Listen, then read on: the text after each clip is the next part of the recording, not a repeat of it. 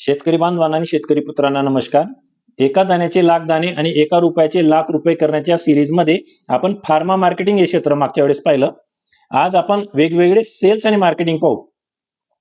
त्यातलं पहिलं आहे सीड आणि पेस्टिसाइडचं मार्केटिंग.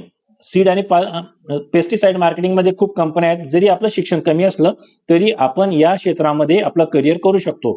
दुसरं क्षेत्र आहे इन्शुरन्स विकणे.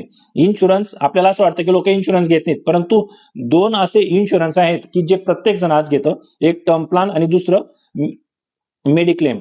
तर हे दोन इन्शुरन्स विकून आपण विमा विक्री क्षेत्रामध्ये करिअर करू शकतो. तिसरं आहे mutual fund distributor. Mutual fund मध्ये आज एवढा पैसा येतोय की, आणि या म्युच्युअल फंड डिस्ट्रीब्युटर मध्ये अजून अशी गर्दी झालेली नाही, तर म्युच्युअल फंड डिस्ट्रीब्युटर बनवूनही आपण चांगलं करिअर करू शकतो. पुढचं जे आपला बाप निर्माण करतो, जवार, बाजरा, गहू, हरभरे, वेगवेगळ्या डाळी, तुरीची डाळ, मुंगची डाळ, उडदाची डाळ, हरभऱ्याची डाळ, वाटाण्याची डाळ.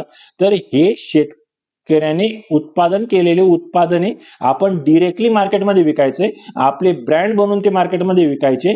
ते त्यातही आपल्याला करिअर करता येईल. या दृष्टीने आपण कधीच पाहिलं नाही, परंतु आता पाहण्याची गरज आहे. पुढचं आहे सर्व्हिस इंडस्ट्रीमध्ये आपण करिअर करू शकतो.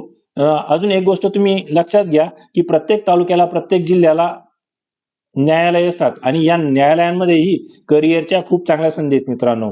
तिथे तुम्ही सरकारी नोकरी करू शकता, तुम्ही तिथे क्लर्क बनू शकतात, तिथे तुम्ही रायटरचं काम करू शकतात, किंवा एखाद्या नामांकित वकील साहेबांकडे जर तुम्ही जॉब केला तर जॉब करता करता तुम्ही LLB हे शिक्षण करू शकतात आणि भविष्यामध्ये तुम्ही एक चांगला वकील म्हणून पुढे येऊ शकतात. म्हणून या गोष्टींकडेही आपण करिअर म्हणून पाहिलं पाहिजे. आणि सोबतच आपण कोणता प्रोडक्ट कुठे भेटतो आणि त्या प्रोडक्टची डिमांड कुठे आहे, तो प्रोडक्ट आपल्याला कुठे विकता येईल, याचा अभ्यास आपल्या सगळ्यांना मिळून करावा लागेल आणि त्या क्षेत्रांमध्ये आपल्याला करिअर घडवायचं आहे मित्रांनो. धन्यवाद.